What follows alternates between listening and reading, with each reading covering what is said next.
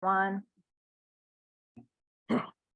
I'm going to go ahead and get us started. One of the things that we pride ourselves on in the lunch bunch is we start on time and we end on time, because some people who join us are still doing that 4-letter word that ends with K, work. And so if you've joined us and you're still an education employee, so glad you're here, and we want to honor your time. And retirees are the busiest people I know also. So I am honored to have our GAE-Retired President Toni Smith with us today. My name is Karen Solheim. I'm one of the 3 at-large retired directors on the GAE Board of Directors, along with Toni Smith and Brenda Montgomery, who's joined us. And Toni, I'm hoping you'll say a little bit more than I'm going to say about your work with welcoming schools. For as long as I've known Toni, which probably we're in the decades at this point in time, Toni works with NEA Welcoming Schools. And today, I hope she'll give a little bit more background about her work, but we're going to talk about RESPECT. I don't think I did that well, and I'm not even sure I spelled it correctly, but dealing with respect in the 21st century. So, Toni, without further ado. Thank you. Good morning, everybody. It's my honor and pleasure to be here with you. I am Toni Smith, a retired educator with 32 years of experience, 7 of those as an education support professional, and the rest in the classroom. And I taught a lot of different subjects, because back when I got certified to teach as a second career, there was such a thing as a middle grade generalist certificate. And so I got to teach a lot of things, and eventually even got to teach high school with a gifted endorsement. I am a facilitator with the National Education Association in 3 areas: safety, bias, and LGBTQ plus issues, social justice, and cultural competence. And I've been doing this work for over 2 decades as a professional development facilitator. And I'm also a nationally certified welcoming schools facilitator and expert trainer consultant. Welcoming Schools is a program of the Human Rights Campaign Foundation, and we provide professional development for K-12 educators in 6 different areas. And I'm very proud of all the work that I do, because it's all about making school a safe, welcoming, and affirming space for all students. So today we're going to kind of expand that and not only talk about students, but we're going to talk about our daily interactions as adults, to adults. So it's important for us to understand, and I hope you see the slide now, that respect is more than just saying yes, sir, and no, ma'am. We're going to delve into affirming lots of different identities today. And the first thing I want you to think about is yourself. What do people think you are? How do people identify you, welcomely or unwelcomely? What are some of the many identities you that better put your feet on that floor. Somebody needs to mute. What are some of the many identities that people label you with? Think about that for a moment. And if you want to unmute and share how people identify you, not how you identify yourself, but how other people identify you, share that with us. I know that a lot of people immediately identify me as a Black woman because that's what they see. And they also identify me as an educator because I have that look and a messy car. So what are some of the labels that people put on you? Unmute and share that with us. Well, according to Wikipedia, at 65, I have the label of old. And I find also with my gray hair that there are some assumptions made about my ability based on my hair color and my number. That's labeling, and it can be othering in certain contexts. Others of you, what are some labels that people put on you?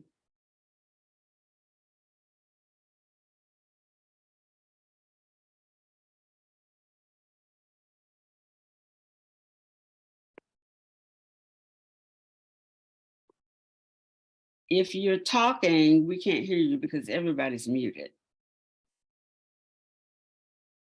Well, let's think of some of the social labels, the social markers that people put on us. As Karen said, related to age, they call us old. They call us short, they call us fat, they call us Black, they call us white, they call us Christian, they call us Jewish, they call us all kinds of things based on what they can see and hear from us. But one of the things, Southern, yes, because they can hear our dialect. Has there ever been a time that you felt unseen or unheard, that you couldn't be who you truly are, that you felt disrespected when you were your authentic self, or that you felt judged for one or more of your many identities? Has there ever been a time that that happened? And if you're uncomfortable unmuting yourself, use the chat. Have you ever felt disrespected? Well, you know, Hi, this is Cynthia. I'm sorry. Yes, Cynthia. Hi, I just want to say that when I couldn't be my authentic self is when I'm retired now, but when I was, I'm a retired educator also. And when I was working at one of the many schools that I worked at, when I was working in a school that I was in the minority and the majority was Caucasian. And I felt like when I came from the school that I was in the majority, more African Americans than Caucasians, I felt like I could be more my authentic self when it came to celebrating Black History Month and different things like that. And then when I went to where I was in the minority and not the majority, I felt like I couldn't wear my Afro wig and I couldn't wear my dashiki because they did not hardly even celebrate. They just put up a couple of signs of Martin Luther King and that was it for Black History Month. So when I did wear my Afro wig, I felt like, you know, they looking at me a certain way. And so I didn't feel like I could be my authentic self. That's just an example. Thank you for sharing that, Cynthia, and I really appreciate it. People, I know as a Black woman, I have had to do code switching all my life, like you described, how I dress, how I wear my hair, how I speak. I've had to do that all of my life. I was taught to do that as a survival mechanism, as a way to be able to perform. I couldn't be my authentic self either. So thank you for sharing that. Is there anyone else who feels free to share? And you can drop it in the chat. I have the chat open. This is Robin. I actually raised my hand, but I would say the same thing. I can think of when I worked in corporate, and there are certain hairstyles you just were not allowed to wear. And when they did finally say you could, for example, your hair natural was a no-no, or braided. And when I was there for a while and I could wear it natural, then they automatically thought I was a person who was trying to create issues or concerns because my hair was natural, but that's how it naturally grew. That's not how they wanted to see it. So yes, that was one of those times I could not. It was uncomfortable being my authentic self. I did it, but you could tell everybody was looking. It's kind of a little not comfortable environment. Thank you for sharing how that made you feel too. I can appreciate that. Is there anyone else who'd be willing to share? I have an issue around gender in terms of I have a male friend. We're in several groups together, and for whatever reason, he dominates the group, and I'm not given credence for any expertise I might bring, and it's extremely frustrating. Thank you. As women, we are often unseen and unheard. We're marginalized quite often when there are men in the group. Let's think about how people have disrespected us and how we have felt when we've been disrespected, when we've been marginalized. But we all make an effort to respect others. So one of the things I want you to think about is how you demonstrate respect for others. Examples of respectful language or actions that you use to make sure that people feel seen, heard, and honored and included. What are some things that you say or do?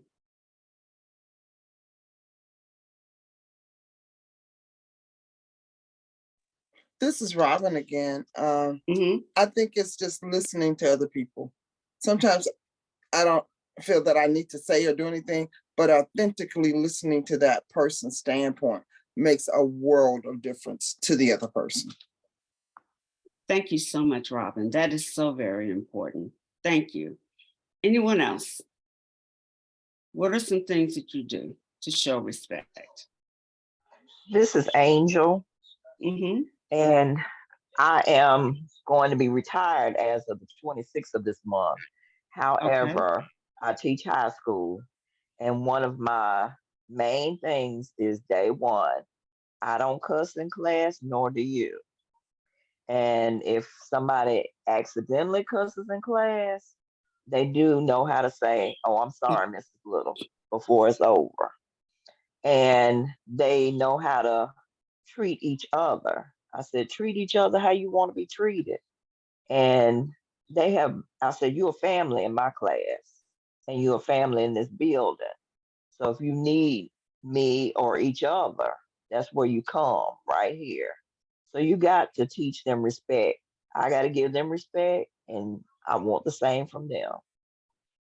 Thank you. So you model respectful behavior and you model respectful language. And that's important. It is very important to be proactive in our relationships and our transactions with people so that they understand what we want by modeling what we through what we give them. Here Tony, in you the, mind if I say this? go ahead. This Cynthia.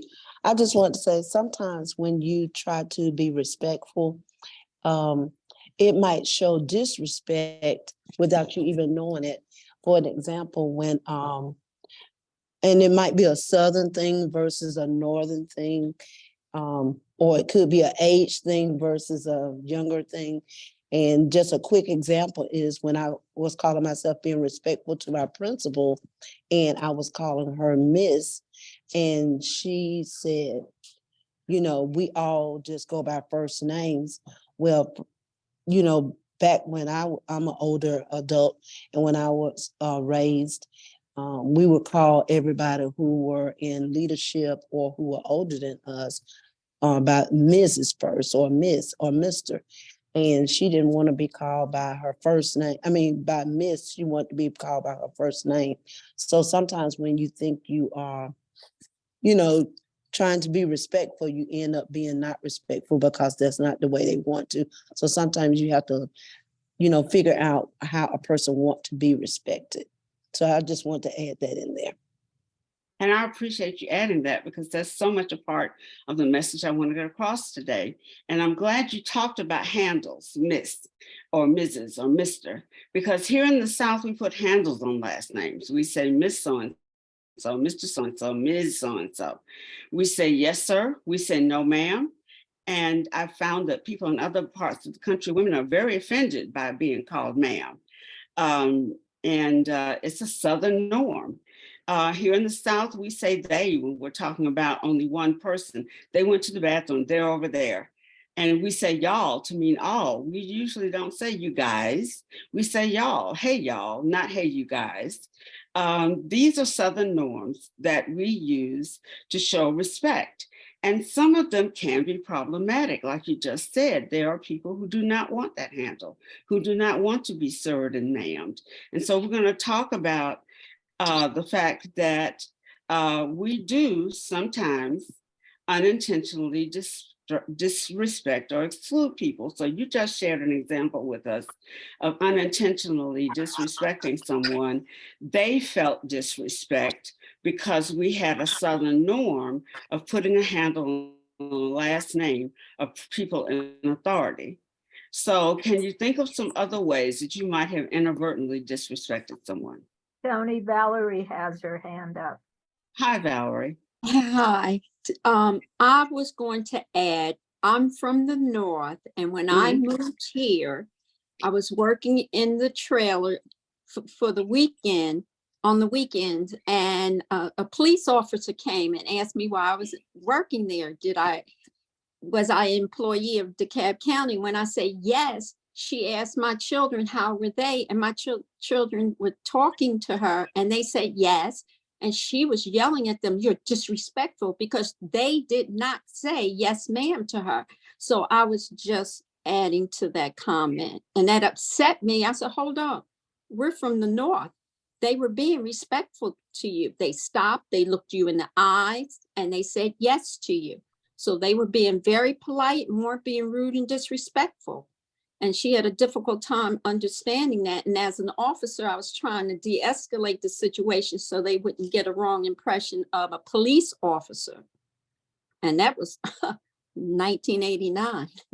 Right. And it was unintentional. And so because it didn't conform to the norms. You had someone who had Southern norms in their mind. You had someone who had another regional norm in their mind. And so unintentionally, your children disrespected this officer, at least they felt that way. Can you think of can any of you think of other times when a person has unintentionally been disrespected either by you or by a group or excluded in a group? Karen gave us a good example of being marginalized in a group that was dominated by men. Can you think of other times that there's been unintentional disrespect? That was a very good example, Valerie. Thank you. And Robin, Robin. This was an old statement, and it was just very interesting to me. And it's a religious statement. I told someone once, I am one of God's favorite children. And I used to say it all the time because I felt I just am, but I felt like everybody is. And that person was so upset with me. And they were offended because they took it to say, I guess they weren't. I don't understand. I still to this day go, what are you talking about? But she was very upset. Like, what do you mean you're one of his favorites? I didn't mean to offend anyone. Right, that was unintentional, but it was in line with your faith practice. And so we do make mistakes.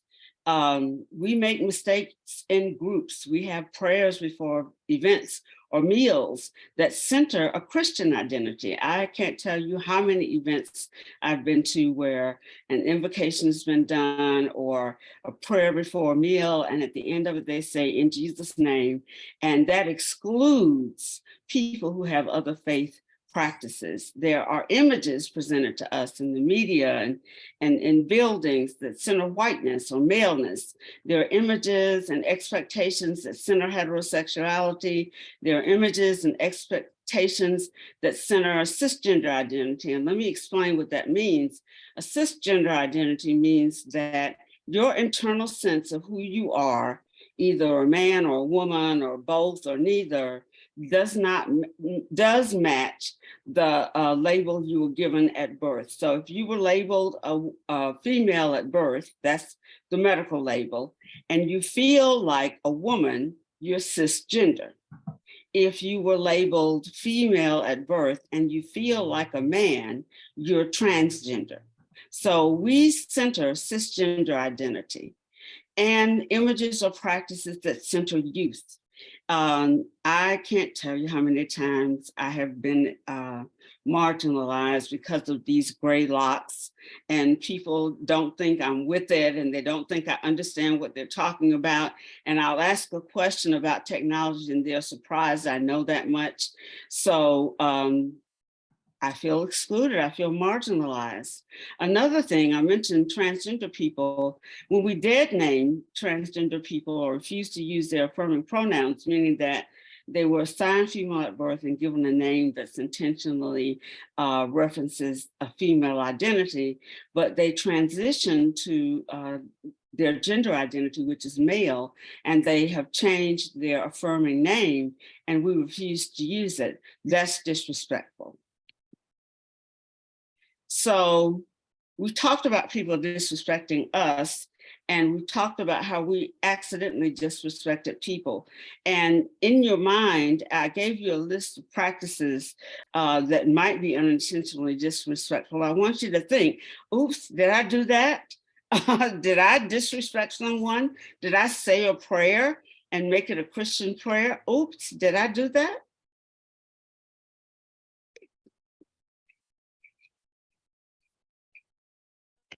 So let's talk about what we can do yes, I heard someone speak. Patrick. Thank you, Toni. I really want to speak to that issue because many times I'm the only Jew. And I think about in many organizations, especially when we represent such a wide swath of people, especially as we become more and more diverse, we have to respect each other. And if we want our organizations to grow, if we want to be more inclusive, we have to be aware that you can be very godly without calling on a specific God. And then that way, nobody feels offended because, and I will refer back to a board meeting for GAE when we had a board meeting on Yom Kippur. Nobody understood why I was so angry. That's the highest holy day for the Jews. And then when people say, well, you know, they get so hung up on their own faith, they think that is the only faith. It's only because you believe that it is that way. So we have to be cognizant that, you know, these are your brothers, these are your sisters. And if we're going to get along better, we have to be understanding and not thinking they're taking away from your religion or denying your religion anything, but some things. And it's like when you do a lot of public prayer, I pray all day long.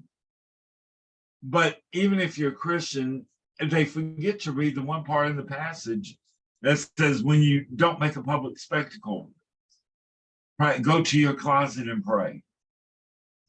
And so sometimes we just try to, I don't know if they do it. Some do it intentionally, some don't. Some get offended if you just even ask them to be understanding to each other. And it's not the intent to deny them, because my family's Christian. I love my family. They respect me, I respect them. When I'm in their house, I do their thing. But in a public forum, we have to be a little understanding.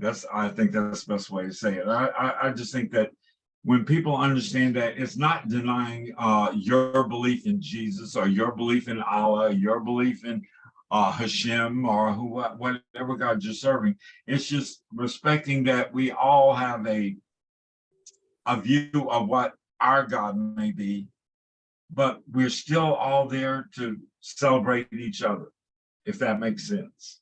It does, Patrick, and it segues perfectly into what we're going to talk about, which is recentering. And the first thing we want to do is to recenter beliefs. And as Patrick said, we must acknowledge and affirm all beliefs, the diversity of faith journeys that are present in the world. So we want to avoid spiritual statements that center one faith practice. It can be offensive to people to even say, have a blessed day, because if they're not on a faith journey that acknowledges that, they can be offended by that. We want to avoid practices that center one faith practice and respect holidays when scheduling activities, as Patrick said. Avoid asking insensitive questions about faith practices or proselytizing, trying to convert people to believe as you believe. Avoid that. So prayers before events or meals really should be avoided, or they should not center a faith practice. We can have a moment of silence We can say we're thankful for this food. We don't have to call on a specific deity, and we don't have to center it on a particular faith practice. I know we've been trained to do that, but we have to recenter. We have to recenter. We have to recenter social labels. Racial labels are applied because we've been socialized to do this. We know that race is a social construct, and people from different cultures use labels that are different from ours. I met a man from Ukraine before the breakup of the Soviet Union who was offended because I said he was white. And I've also met highly melanated people from Southern Asia who are highly offended because they're being called Black. Ethnic labels sometimes trump racial labels. For example, people who are labeled Hispanic are representative of many racial designations. These images you see here are people who all identify with the Hispanic ethnicity, and there are many different racial labels we would apply to them. Any questions about that? Any reflection about that? Toni, when you were talking about prayer, I would say too, in my humble, it depends on circumstance. If I'm at my faith community, then I would expect them or whoever is leading worship to lead in that tradition. If I'm in a non-secular event, you know, a GAE board meeting, then my expectation changes. Absolutely. And everything is contextual as to how we center it. It's very important, going back to labeling people because of how they look. It's very important that we don't make assumptions about how they identify. We can't look at a person and know that they identify as white. We can't look at a person and know that they identify as Asian. That's a very personal decision. It's put on your birth certificate. That decision is made for you initially, but some people do not want to be called Black or white because they're multiracial, they're biracial, and so they want to be called biracial. There's that infamous other box on forms. You go Black, white, other, Black, not Hispanic, white, not Hispanic, Black, Hello? Hispanic. Yes. Yes. Good afternoon. Oh, okay. We need to mute somebody. All right. We need to center sexual orientation, gender identity, and expression. Everyone has SOGI, sexual identity, even if it's asexual, sexual orientation. Heterosexual is a sexual orientation. We have a gender identity. It might be on the binary. It might not be. Binary Toni. means, yes. I'm sorry to interrupt, but before That's you go okay. into that, Yes. I want to ask you about the religion and faith base. I want to ask Of you two course. questions about that. You know, Yes. your thoughts, how to handle it. I Mhm. work with the PTA also, and I was trying to figure out how a good, respectful way to handle this situation. We've been for many years having one of our conferences in a church, Mhm. and we have now started having people who are speaking up about having the conference in a church. So, and it's not led by any church group. It's just that the church let us use the facility free. So that's why we keep been using it for years. So and when we explain that to people, they kind of get it, but they still don't want to be in the church. So what are your thoughts about nonprofit organizations using churches to do things with diverse groups? And second, still do, whether we should do national, what's your thoughts on doing the Pledge of Allegiance? Because people are now with diverse groups are having problems with actually saying the national anthem. Absolutely. Let me address your first question first. A location can be problematic and disrespectful. When I taught high school, the valedictorian that year could not, because of their faith journey, attend graduation because it was held in a large megachurch building, and it was a Christian church. And their faith journey simply would not allow them to do that. That was their interpretation, their family's interpretation of their faith journey. So even though this person was valedictorian that year, they did not attend graduation. The high school was not sensitive to the diversity in their student body, and they were not sensitive to the message that that particular edifice gave, that this is a Christian centered activity. So I think that the location can be problematic, and it would be better to find a more neutral location, one that is not centered on a particular faith practice. As far as the Pledge of Allegiance is concerned, anytime you force people to recite an oath, which is what the pledge is, that can be problematic. Schools have made accommodations if they say the pledge every year, to allow students to sit during the pledge and not recite it, but that's very othering. It would be a better practice, in my humble opinion, not to do it. Because we know that there is diversity in our student body ranks and diversity in our adult groups.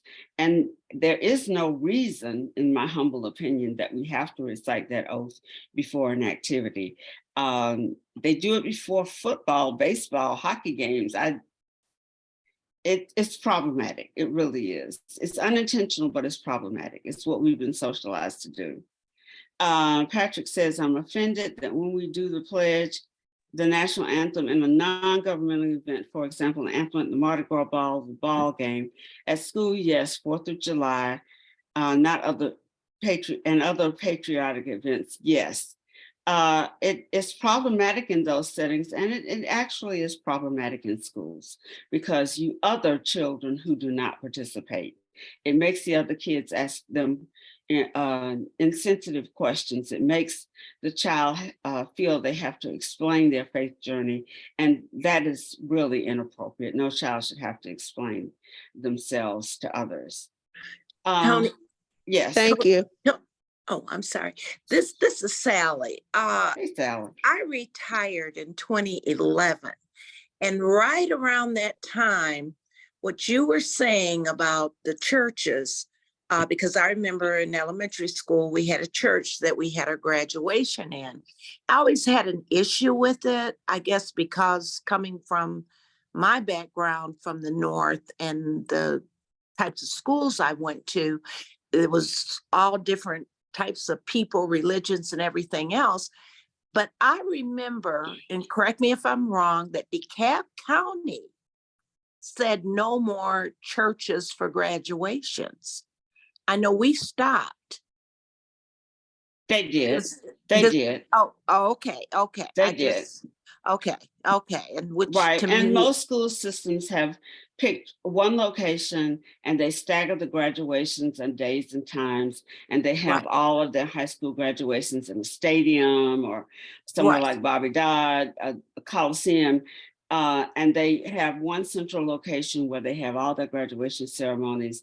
They do not allow schools to use churches for their graduation ceremonies. Okay, great. Okay, I just didn't know if things changed. It's been a long time. Right. Thank you. It's been a long time, but I think we did recenter that as school systems did recenter.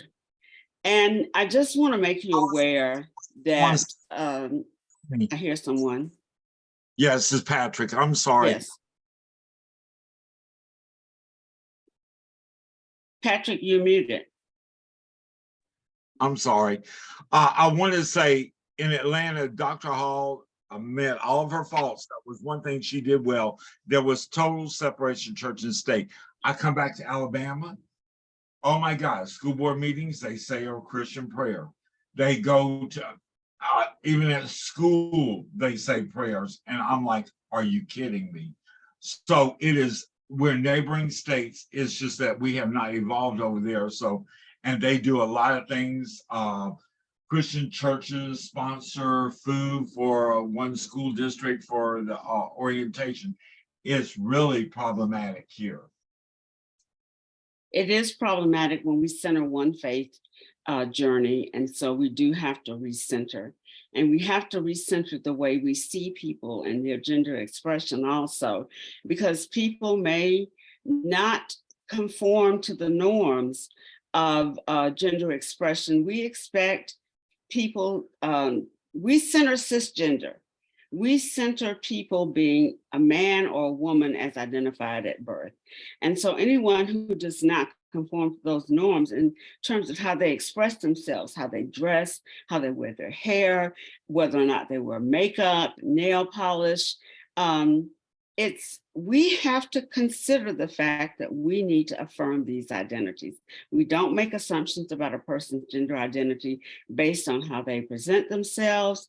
We don't yes ma'am and no sir people because we don't know their gender identity. So we have to be very, very careful. We have to understand that to be respectful, language matters. So how can we use language respectfully? We can remember not to say things that center our faith journey.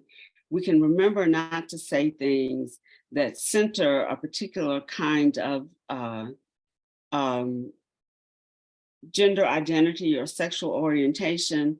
We cannot make assumptions about people. And one of the ways we can affirm people's gender identities is using pronouns. So why do pronouns matter? Pronouns affirm gender identities and create safe spaces by referring to people in the way that feels most accurate to them. According to NEA's Guide to Pronouns, social interactions where a person is addressed by name or appropriate pronouns that are consistent with their gender identity, this is critical to that person's health and well-being if they're transgender or gender diverse. So we've got to grow. We were socialized, yes ma'am, no ma'am, man, woman, and it's something we have to relearn, and sometimes we have to unlearn things. I want to show you a couple of short videos about why pronouns are so important. Let's talk about pronouns and adults. So I want you to watch this, and I'd like to hear how you think about it. Pronouns are an important part of someone's identity. Can you hear? They're how a person is referred to, both directly and when being spoken of, which means it's very important that you're using the correct ones. We understand that sometimes that journey can be a little overwhelming to navigate, especially without the right tools to get you started. So that's why we've put together 5 workplace best practices around pronouns. Let's get started. Best practice number 1. Including your pronouns in your email signature or name at work where possible. Including your pronouns in your email signature or by your name at work fosters a culture of inclusivity and takes away the stigma of asking about pronouns. Not only does it make it easier for others to get to know you, it sparks conversations that you may have never been able to have before. Best practice number 2. Incorporate neutral language and greetings instead of gendered expressions like guys or ladies. When you start off a meeting or an email with verbiage like, hey you guys, or welcome ladies, it could be unintentionally hurting someone who does not identify with those gendered terms. Better expressions are, hey y'all, or welcome everyone. This way, all participants of the conversation feel safe and included. Best practice number 3. If you make a mistake and someone corrects you, say thank you instead of I'm sorry, or any other drawn-out apology. It's okay to make mistakes, but don't make others feel like they need to tell you it's okay or draw attention to it. We don't want those who we've accidentally used the wrong pronouns with to feel their identity is a burden in which they need to apologize for. Best practice number 4. Use they or their wherever possible as opposed to his or her. Non-binary people do not identify with the pronouns his or her, and it's important to be inclusive to them as well. For example, when writing a memo to employees about a new policy, employees should approach human resources with any question regarding his or her paycheck. does not promote an inclusive workplace.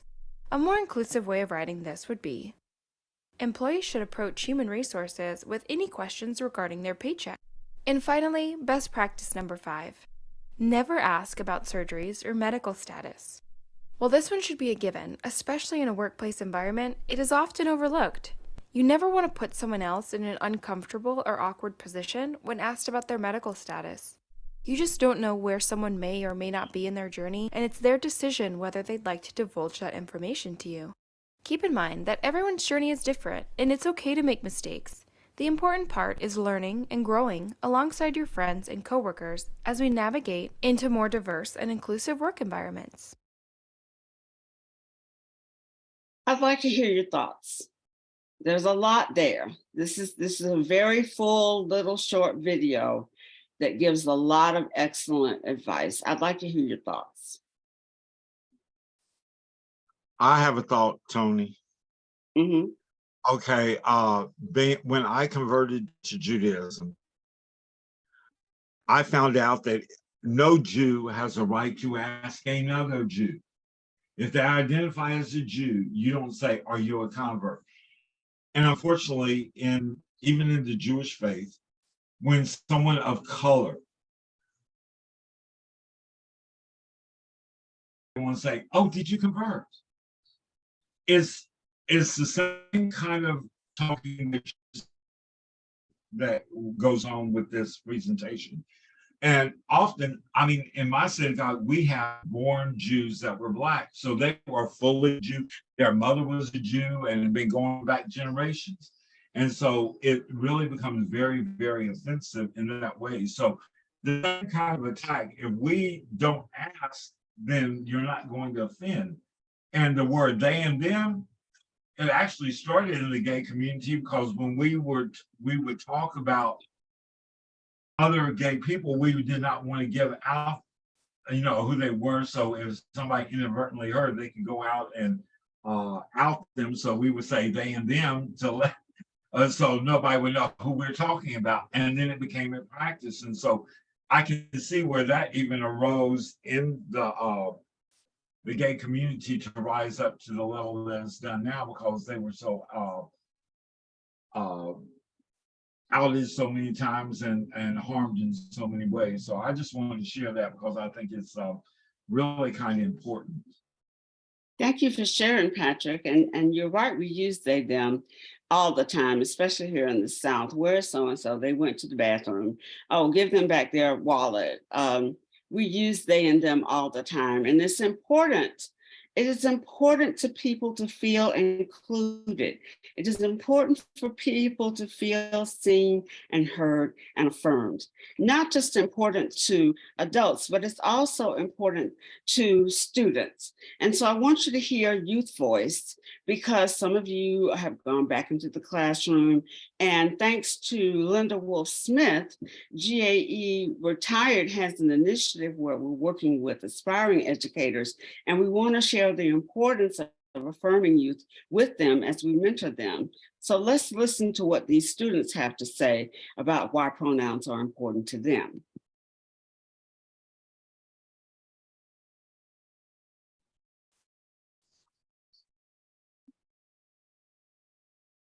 Just because I may present more femme doesn't mean that I'm any less they, them. You know what, that thing where you're eating a meal, but you're not really eating a meal, you're just kind of picking at food on the counter. My family and I were doing that one night, and I just kind of looked at them and said, "Hey guys, I'm non-binary. I don't have a gender." In my opinion, gender is a universe. It is a broad spectrum of planets and stars and sky that truly cannot be contained into a binary. My pronouns are they, them, theirs, and that's a non-negotiable. And they were all kind of like, okay. I think one of the main reasons pronouns are so important is because other than our name, it's one of the main ways that people identify and call us. My pronouns are personally very important to me. Growing up, enculturated into kind of a system that really subscribes to toxic masculinity, I was always uncomfortable with being called dude, what's up, man. I was so bad at dapping people up, how guys do that whole like that thing. I was so bad at that, and it just like, I felt very alienated every time someone would do that to me. So when someone identifies with a pronoun, they're essentially taking their little piece of that broad universe and identifying with that. And so in using their correct pronouns, we're validating that, yes, you are right in your identity and you are important and we're respecting you. Coming into terms with my gender queer identity has been one of the most challenging but also rewarding things that I've done. Laverne Cox kind of famously said, misgendering a trans person is an act of violence. And it is. It's an act of psychological violence. It's a denial of somebody's personhood and a complete refusal to acknowledge their identity, whether intentional or not. And so it is something that is entirely wrapped around our everyday lives. So just walking into a restaurant and hearing someone say she, like, will happen within 2 seconds of me entering, which doesn't happen about any of my other identities. They're not gonna be like, oh, you straight person, you know, like that doesn't happen. But automatically someone will make assumptions about gender, which translate into pronouns, which mean that I will hear over and over again people saying something about my identity which is false. I think a lot of people associate expression with identity, and sometimes that's not the case. You know, oftentimes I'm in situations where I'm not the most safe being able to express my gender identity, and in those cases, even in those instances where I'm wearing basketball shorts or sneakers, you can't take my gender identity away from me because that's mine and not yours. So many different options for who you are and how to define that. So when someone chooses a personal pronoun that they identify with, using that pronoun is a form of respect and a form of validation that, yes, this is your rightful identity and I will respect that. And I know personally when I get misgendered, by strangers, it's one thing, but it's especially painful when it's people who are close to you. So when my parents misgender me, it's a knife in my heart because they're the people whose opinions matter more to me than anybody else's. And not knowing how to combat it. It is constant and it is such a prevalent part of our society that being misgendered happens countless times in a day, and that builds up really quickly, and it can really be difficult for a person to hear over and over again because it invalidates your identity over and over and over again. Pronouns are important because they are the smallest and easiest way that you can acknowledge somebody's identity. And I also don't like that people call them their preferred pronouns because it's also not a preference. It's who they are. You need to use those pronouns. It's literally an extension of my arm or my leg. It's just as a part of me as a vital organ. My identity, although you can't see it, still needs to be validated just as much as you would validate the fact that I have 5 fingers or 5 toes. All right, there's a lot there. So let's unpack what these young people have shared with us. And first, I want to make sure that we're on the same page with what some of the terms they used mean. So I want to make sure that everybody understands what non-binary means. If we think of gender identity, which is our internal sense of who we are, our internal sense of self, as a spectrum, then you can be male, female, or anywhere on that spectrum, both or neither. Or you can just say, I'm agender. You don't have to have a gender label. But I heard a gender label that you might not be familiar with, which is genderqueer. And genderqueer is a big term that means that those people who identify as genderqueer have fluid expression sometimes, they have fluid identity sometimes. There are people who identify as gender fluid, which means I'm going to present on the binary masculine today. Another day I might present on the binary more feminine. There are kids who call themselves gender cool, which means my pronouns are he, she, and they. Pronouns are important because it's the second label you get when you come into being. The first label you get is your medical label. It's a boy, it's a girl, male, female. That's the sex assigned at birth, which is put on your birth certificate. But after the doctor or the midwife says it's a boy, it's a girl, they say she's perfect or he's perfect. So you're assigned a set of pronouns, and that's not your choice. And once you realize that those pronouns do not affirm you, you want to be sure that people respect and affirm the labels that they use to communicate about you or to communicate with you. That person could be sitting across the room and they left their phone on the table, and you say, give this to her, and that person does not identify as a her, then you've misgendered that person, and that is an act of violence, unintentional disrespect.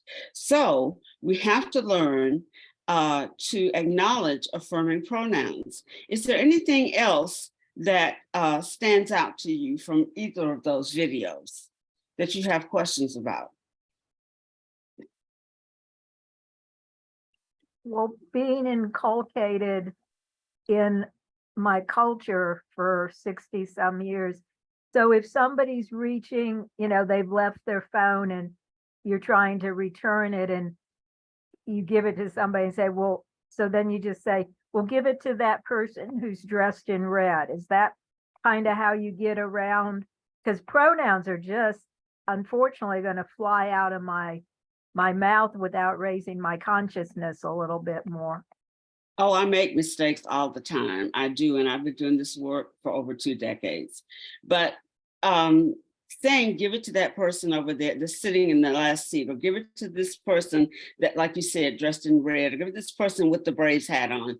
That's a good way to make sure that you do not other someone, that you make them feel affirmed and included.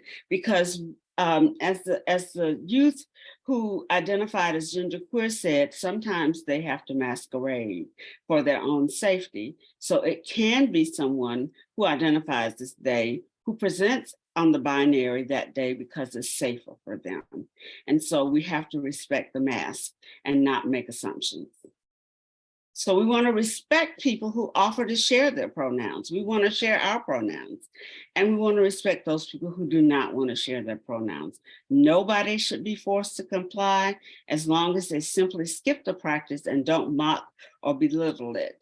In other words, if you choose not to show your pronouns, it's not appropriate to say, I don't know why you people do that. I don't do that. We don't do that here. That's extremely disrespectful, and there's no reason to belittle someone wanting to be affirmed. If you're not sure of a person's affirming pronouns, like Karen said, use the person's name, use they, them, describe the person.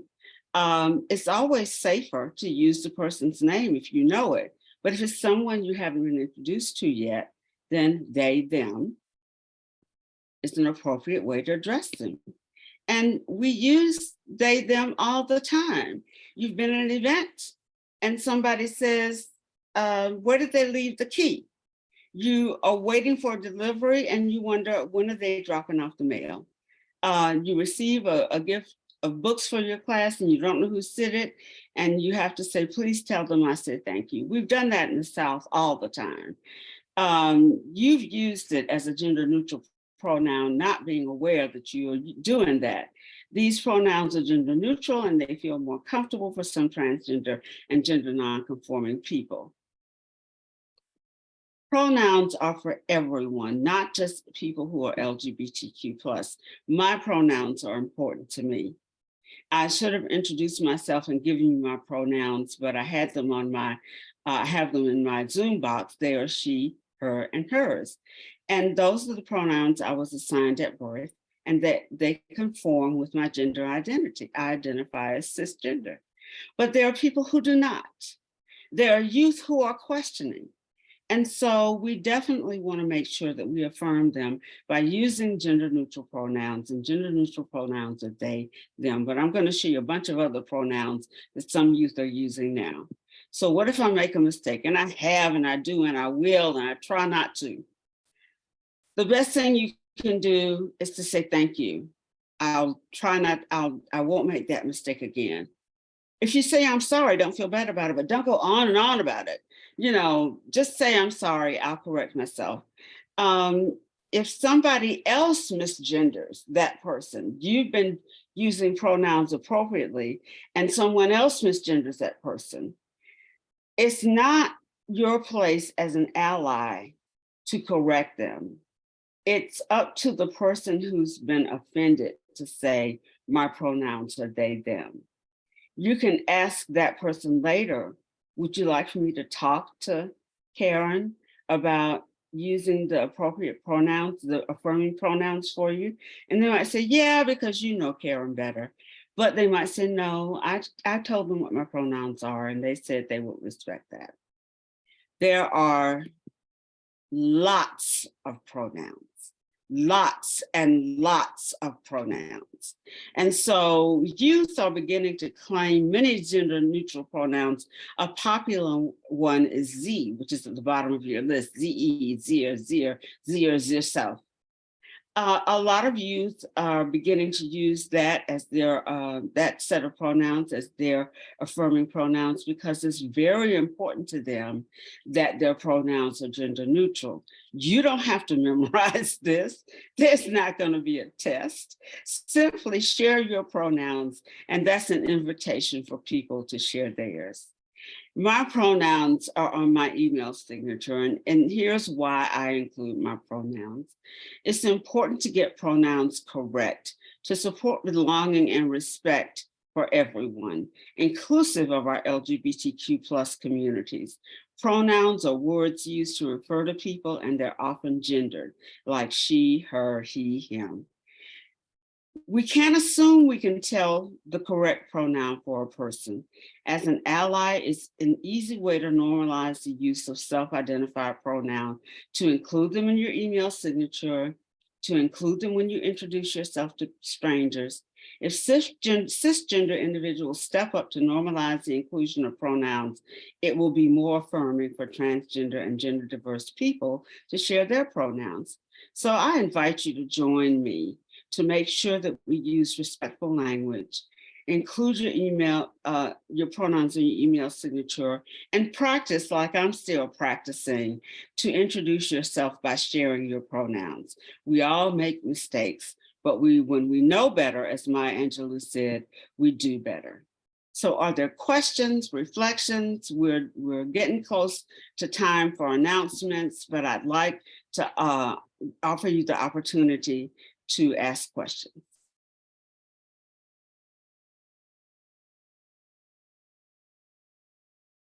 Does anybody have a question or a comment?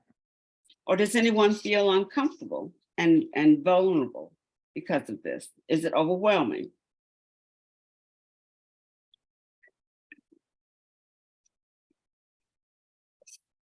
Okay, Karen, well, I guess I did a good job. Well, Toni, thank you so much for sharing. And it's one of those things that it's on my radar. I just need to take off my glasses sometimes so I can see clearly what's on my radar. So thank you. In our time remaining, I'm just going to share very briefly that the GAE in the Loop went out last evening. And I just want to call your attention to some things that are going on with GAE and GAE-Retired. We will have a TRS board meeting next week, so look for Lisa Underwood's TRS Monitoring Committee Chair report after that meeting. And not that everything in here isn't important, but I'm going to skip down to just a couple things I hope are on your radar. Everyone, GAE-Retired, is invited to the Catch the Wave at the Leadership Development Academy at the beginning of June 5 through 7 in Augusta. And we need to make room reservations. So please take a look at this in the Loop and other GAE communications so that you sign up to be an attendee at the GAE LDA. Couple other things. There's a House Retirement Committee meeting next week via Zoom.